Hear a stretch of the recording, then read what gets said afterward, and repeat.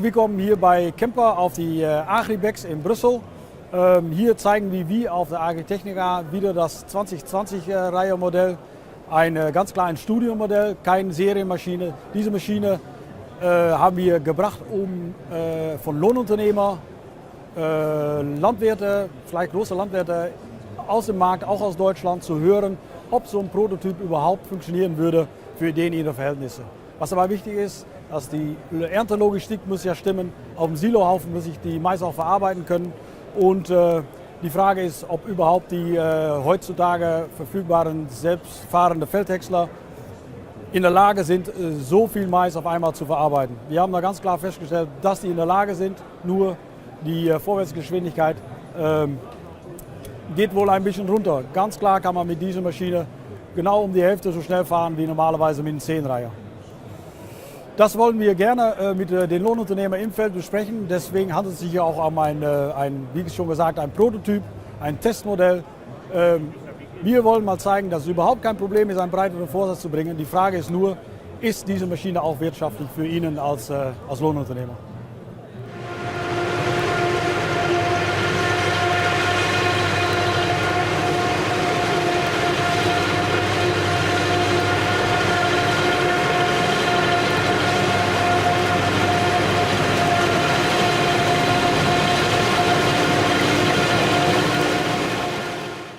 Applicators is very common on the continent, but is much rarer here in the UK.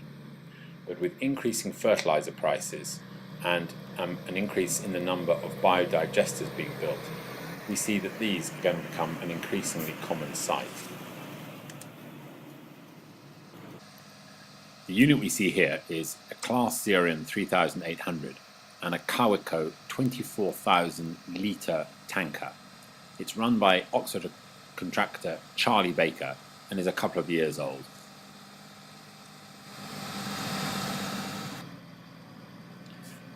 The swan neck configuration of the tractor means that the machine is very manoeuvrable, and also the power of the tractor is fully utilised. Wide flotation tyres are an important part of this unit, and also the steering rear axle keeps the relatively long machine very manoeuvrable. Let's join driver Harry Pinson in the cab. Inside, the suspension of the class system means that the ride is both quiet and smooth. In terms of power, all 300 horsepower of the class is used in occasions when a fully mounted tank is going uphill.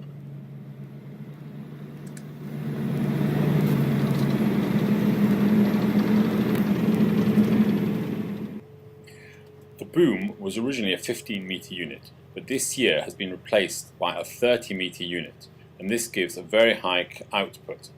In fact, the ratio of time spreading compared to travel is quite low because of the sheer volume of material that can be applied in a relatively short period of time.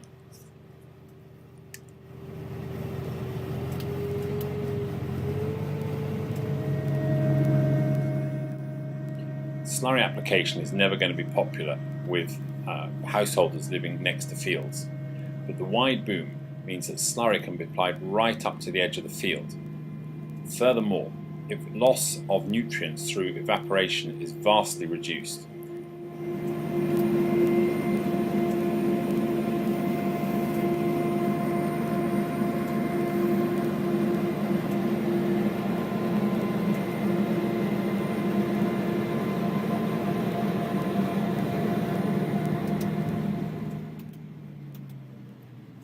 Although the 30-metre boom is the one that is being used most of the time, the previous 15-metre has not been totally discarded. Sometimes in very rough fields with very bumpy conditions, it's better to use the 15-metre boom as there is a danger that with the larger, heavier 30-metre boom, damage could be done to the boom system and to the tanker.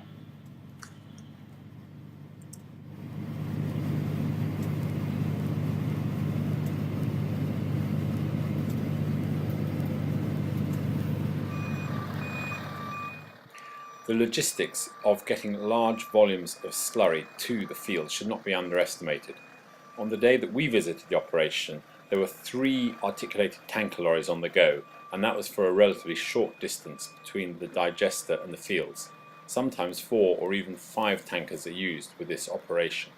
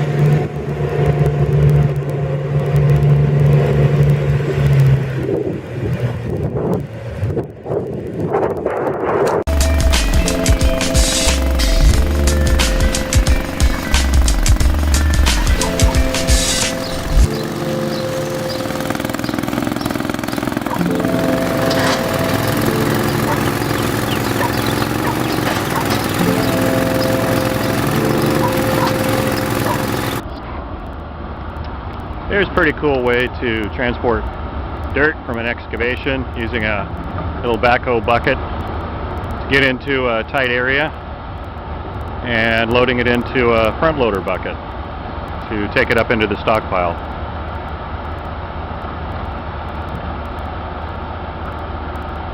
This is as opposed to side casting it onto the asphalt. This soil is not going to be reused. They're going to use some kind of engineered fill. I think this is an electrical line, so they just need to get rid of the dirt.